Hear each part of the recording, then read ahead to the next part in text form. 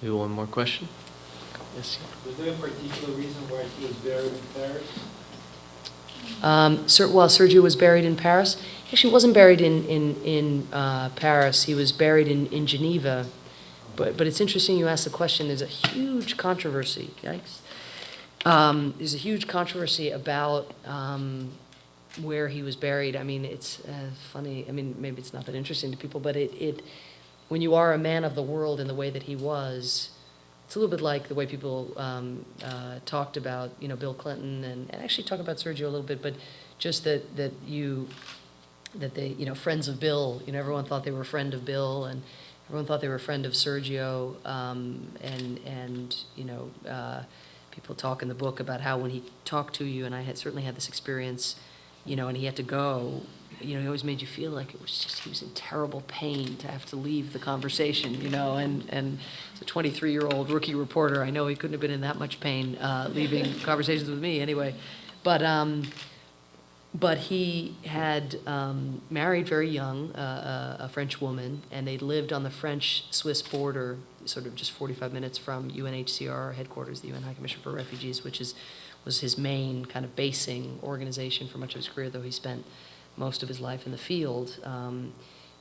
So his two sons grew up in that small French town. They went to French schools, went to French or Swiss university. His mother, of course, and sister lived in Brazil, his godson in Brazil. His fiancée, Carolina, was Argentine and very close to Sergio's mother. When Sergio finally decided to get a divorce, understandably, a lot of people were very sympathetic to his first wife, who had stood by him, through all these years, who'd raised the boys, and many of them felt that, that this was a classic sort of 55-year-old guy doing that thing, and Carolina was much younger than him and much younger than his wife. I don't view it exactly that way because I think there was so much pain caused by the way that he was living previously. Not that's for me to judge or anything, but I think there was a reconciling that was going on in a funny way that was actually rendering him more true to his principles than the way he'd been living the previous 3 decades. But it was very hard on Annie, the first wife, very hard. I mean, I think she imagined staying married forever, understandably. And so tragically, so many tragic aspects of his death, but when he died, the family ruptured, and Carolina and the mother and, his cousins, and so the Brazilian family desperately wanted him to be buried in Brazil. Annie and the boys very much wanted him to be buried in France near their family home, and it had been his home since his early 20s, so fair enough. And in the end, the UN view was, 2 wives.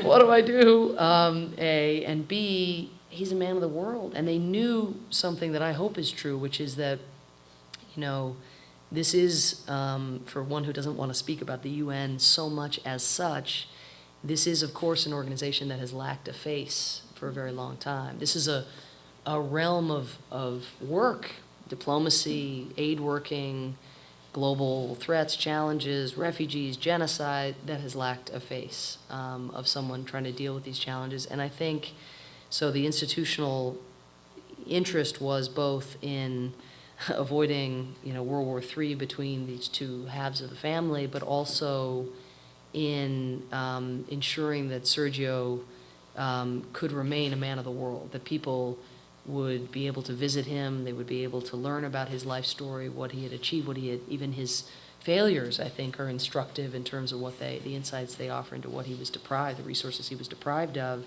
and that the best place that could occur was either in Geneva or in New York, and New York was not a place that he ever liked spending time because it was where all the politics were at play and the individuals really seemed to be forgotten.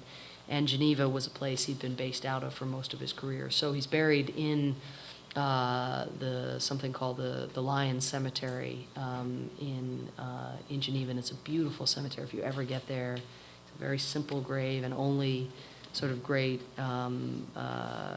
writers and leaders and thinkers are buried there. It's a sort of very privileged, hallowed ground in Geneva, and allows his sons to be able to visit him because they're nearby, and Annie, of course, and it allows the rest of the world to stop in on him and learn a little bit more about him.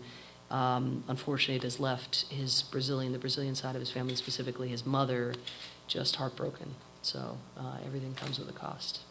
But she and Carolina actually went to Geneva, Carolina being the fiance, in 2004 on the 1-year anniversary or commemoration of the bombing.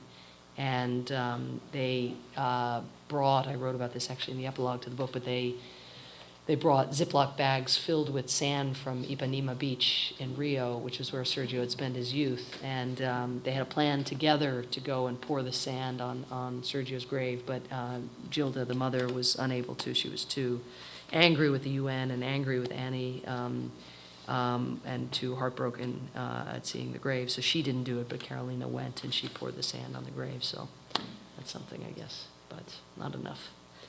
Anyway, thank you all for coming. Thanks so much.